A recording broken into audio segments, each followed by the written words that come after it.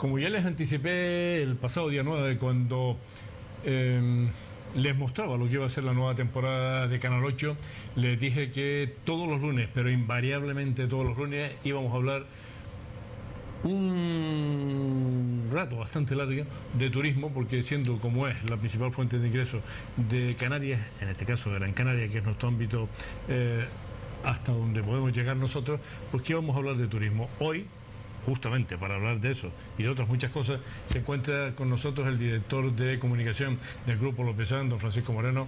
Buenas noches, don Francisco. Buenas noches, Juan Carlos. No hace mucho tiempo que estuvo aquí. Efectivamente. Y yo le agradezco que esté de nuevo, porque claro, han pasado más cosas y siguen pasando muchas cosas. El pasado jueves tuvimos aquí al alcalde de San Bartolomé de Tirajana, a Marco Aurelio Pérez. Nos estuvo contando lo del plan general. Tengo que decir que no le salió muy bien la explicación, porque él utilizó una figura, en fin, yo creo que se lió un poco. ¿Qué pasa exactamente con el plan general? ¿Qué pasa con el movimiento que se está creando abajo, que en mi opinión engaña a mucha gente? ¿Qué está ocurriendo? Bueno, yo lo que creo está ocurriendo algo que tiene que ver con un instrumento fundamental para la planificación urbanística de un municipio, y de un municipio de las características de San Bartolomé de Tirajana, con todo lo que significa ser el corazón económico de la principal industria que tiene Canarias, que es la industria turística.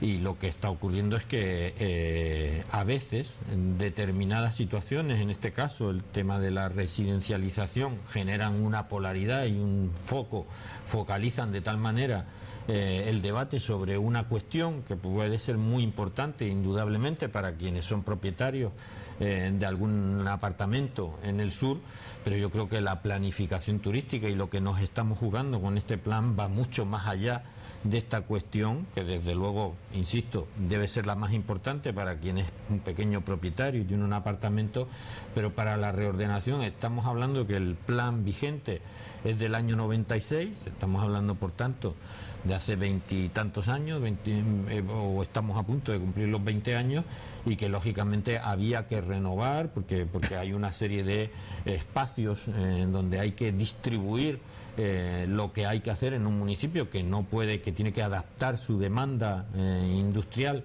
en este caso turística, a lo que son las tendencias actuales del siglo XXI, y si seguimos enredados en todas estas peleas, pues seguirán tomándonos ventajas. Hoy el mundo, desde luego que ahora estamos viviendo el espejismo de gran parte de los destinos turísticos del norte de África cerrados por las circunstancias que todos conocemos, pero el mundo cada vez es más pequeño, cada vez cuesta menos ir a cualquier lugar que se planteen. Hoy en día, con el precio de los carburantes como está, pues ya no podemos hablar de que nuestros destinos competidores sean los que estaban ahí en el norte de África, relativamente cerca de nosotros. Hoy nuestros competidores están en Maldivas, en el Caribe, en cualquier lugar del planeta donde haya una oferta hotelera.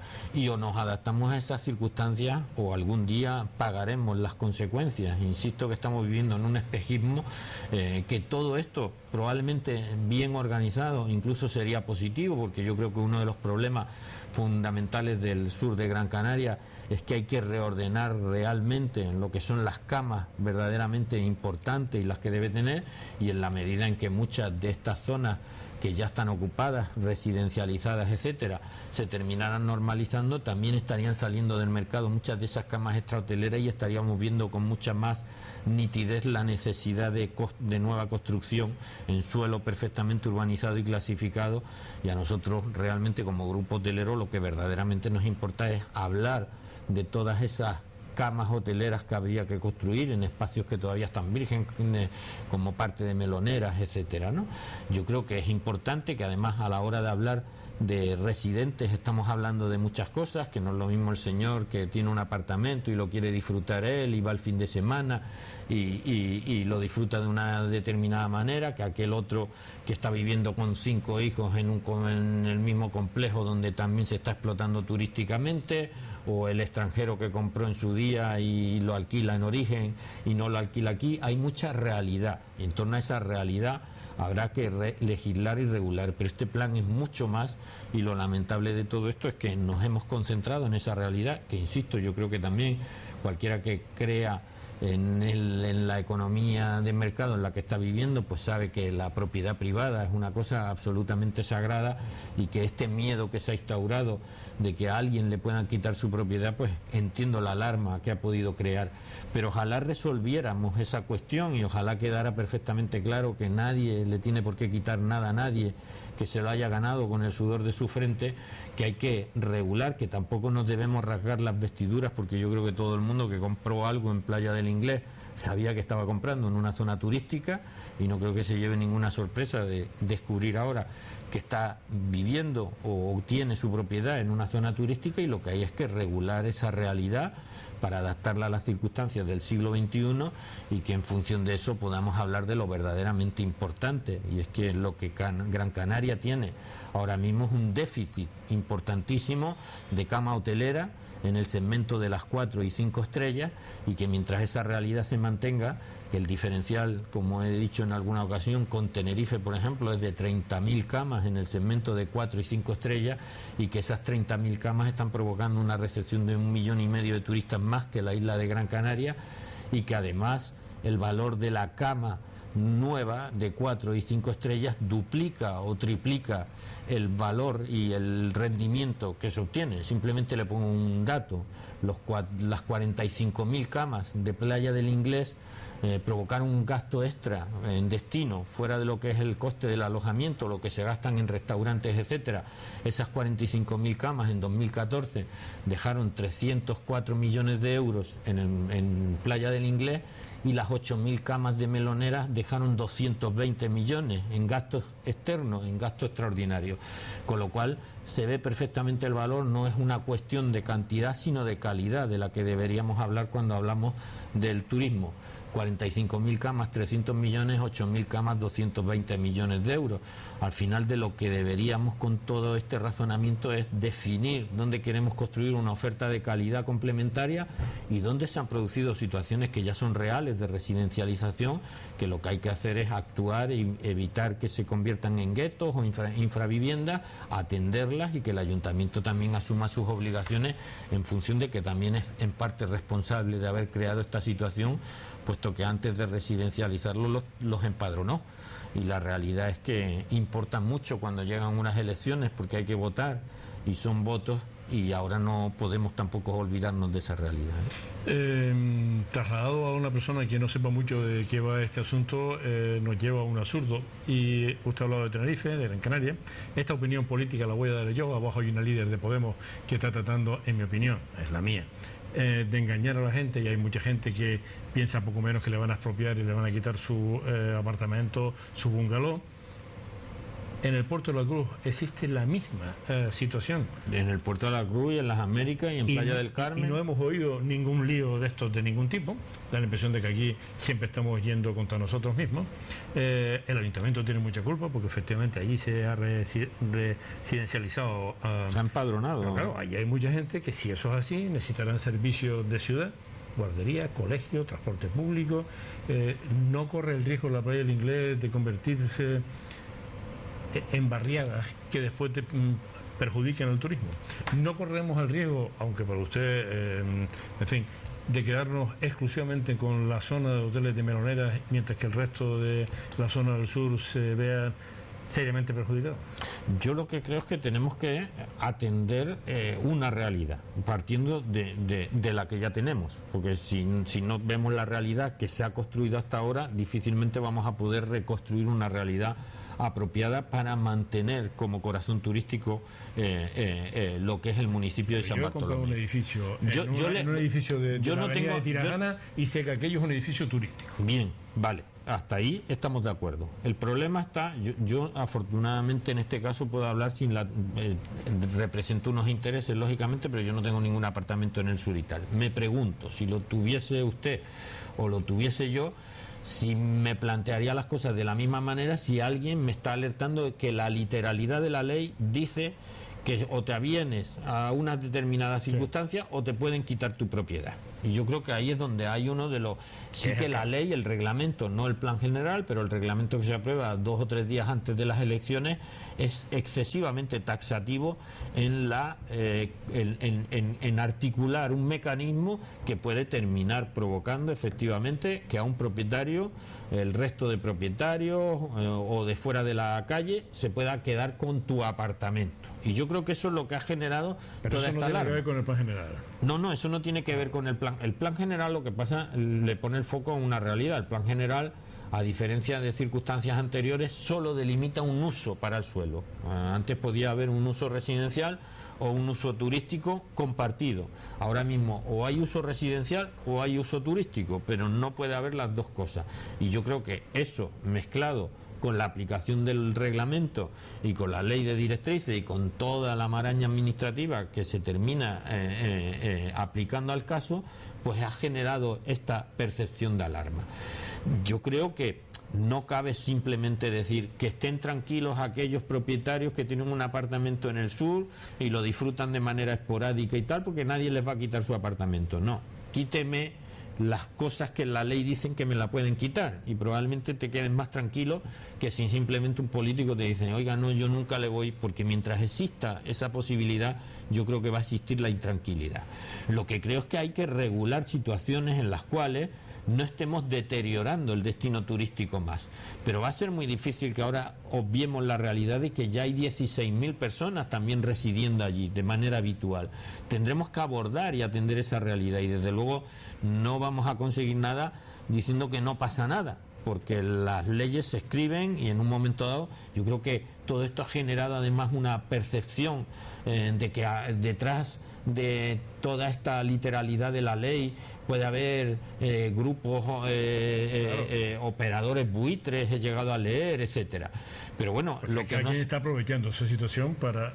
Pero yo creo que la mejor manera de desaprovechar esta situación es que tuviésemos una legislación un tanto más diáfana y clara, que por encima de todo proteja el valor de la propiedad privada, porque yo creo que ese es un valor, ya no digo constitucional, sino que tiene que ver con los valores de convivencia de las economías o de los países occidentales.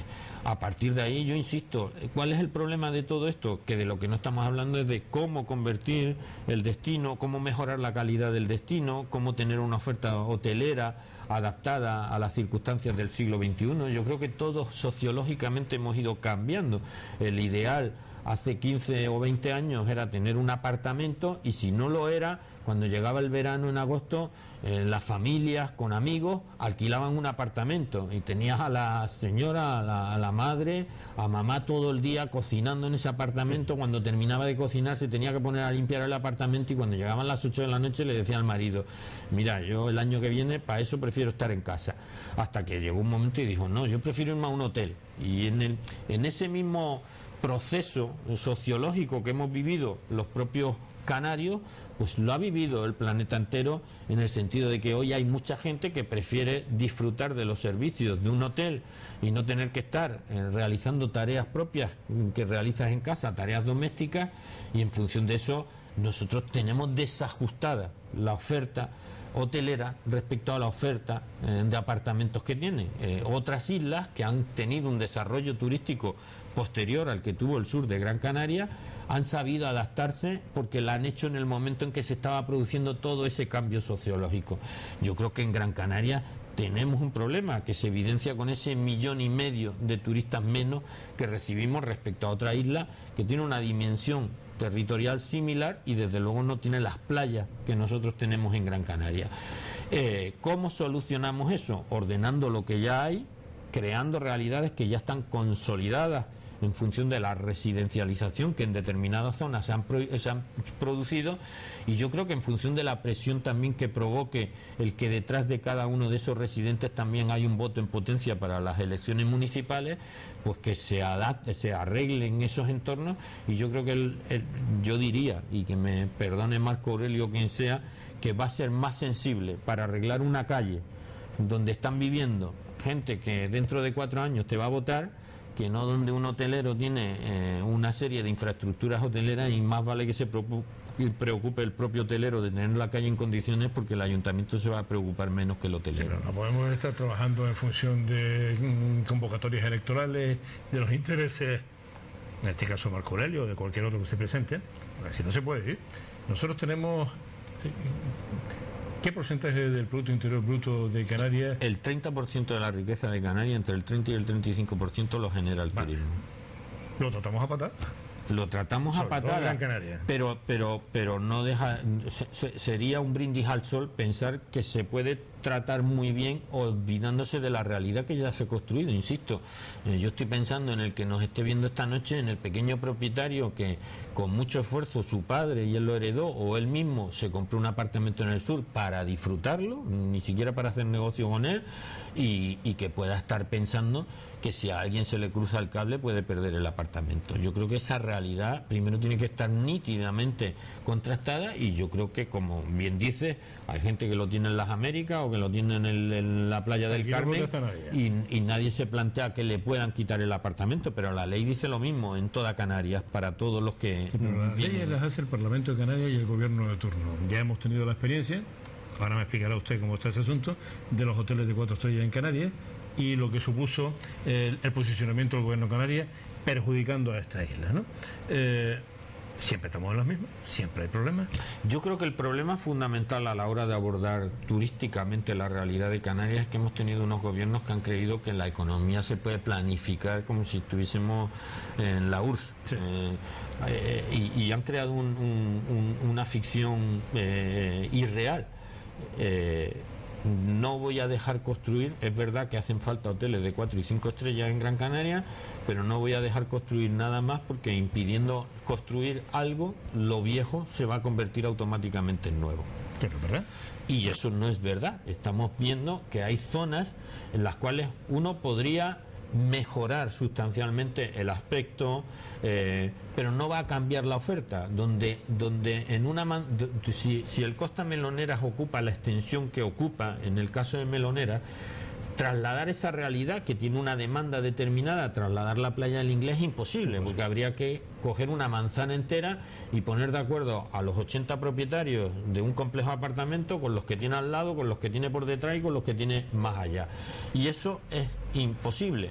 Hombre, procuremos entonces tener el Costa Meloneras donde lo tenemos, y procuremos tener infraestructura en ese entorno que respondan a ese tipo de demanda, y preocupémonos de que en Playa del Inglés no se esté cayendo a trozos lo que ahora mismo constituye una oferta, simplemente porque con todos esos destinos del norte de África cerrados se ha generado una demanda donde hoy se alquila cualquier tipo de productos que deberían estar fuera de mercado, que nos están lastrando, porque el turista que se está quedando en un apartamento de esos, pues probablemente se lo piense el año que viene cuando le toque nuevamente planificar sus vacaciones. Yo creo que para que lo nuevo, para que lo viejo pase a ser nuevo, tiene que tener enfrente algo nuevo. Y yo creo que el debate está bastante, yo creo que bastante clara la dirección, es que o dejamos construir nueva oferta, o la oferta turística de Gran Canaria cada vez va a tener menos valor en el contexto de lo que se demanda en el siglo XXI.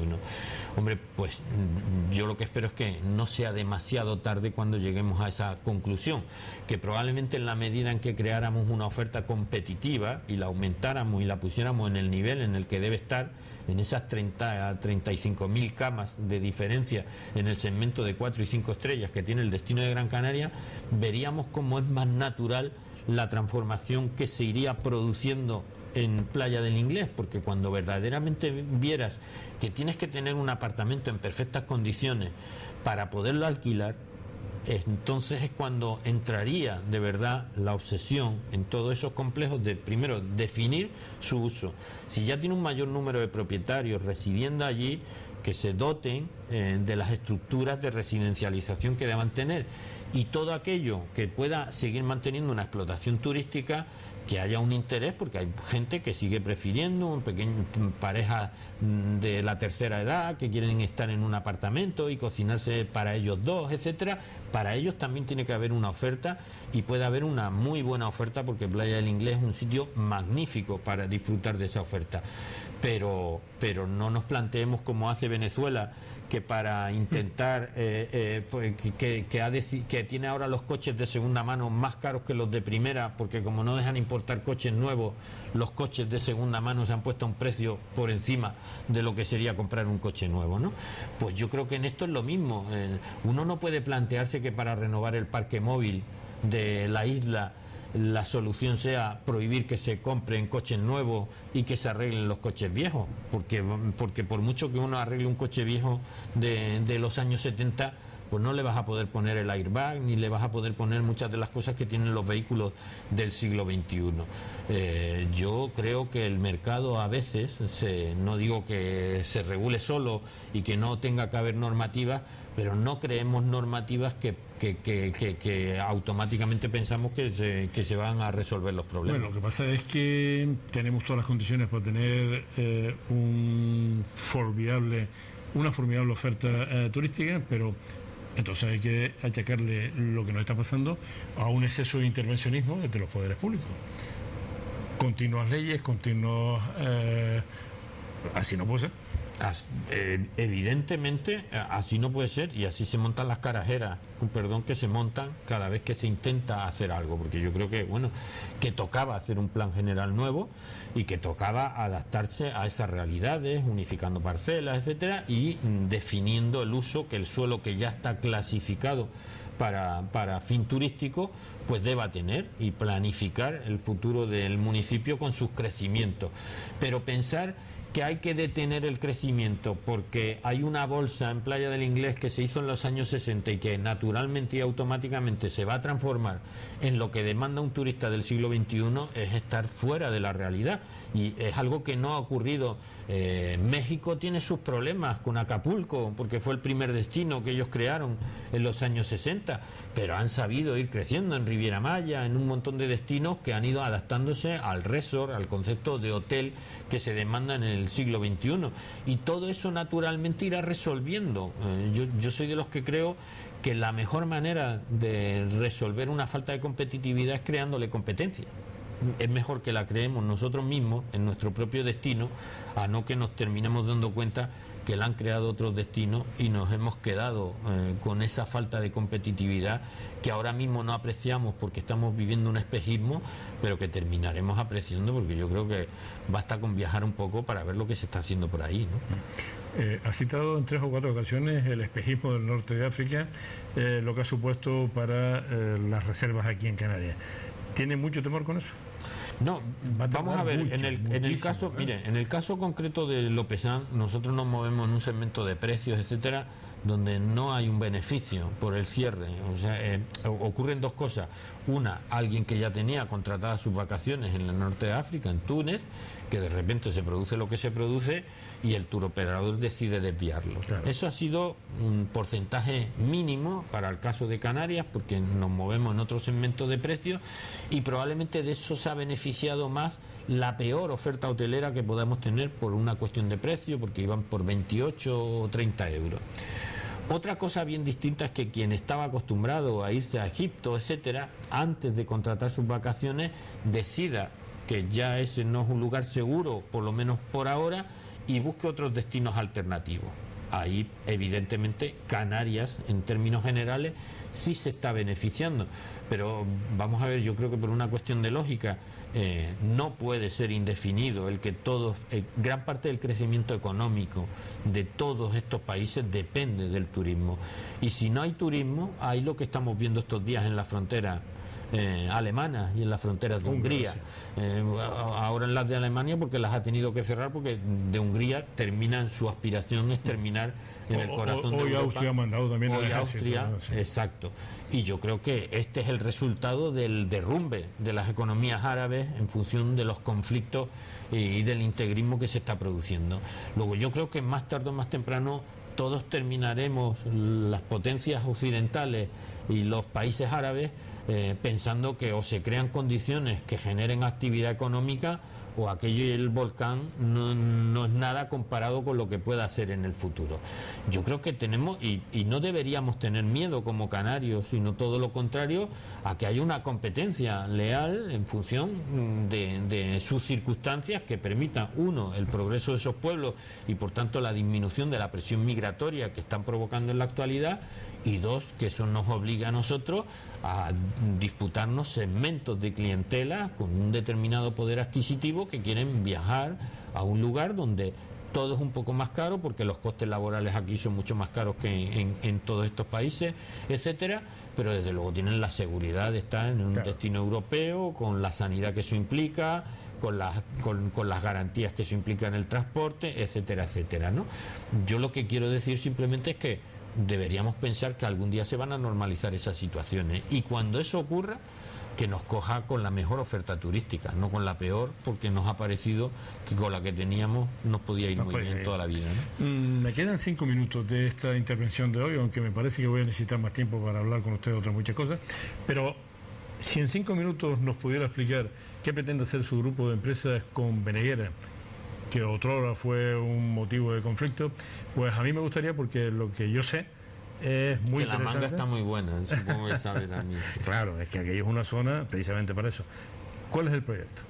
Pues mira, el proyecto, toda la vida, Canarias es una combinación de sol, playa y naturaleza. Y en la naturaleza el paisajismo es fundamental. Y yo creo que en la medida en que entre todos también salvaguardemos la protección del sector primario, estamos salvaguardando una de las bases fundamentales de la construcción de ese imaginario turístico en torno a Canarias, que tiene que ver con el paisaje que disfrutamos.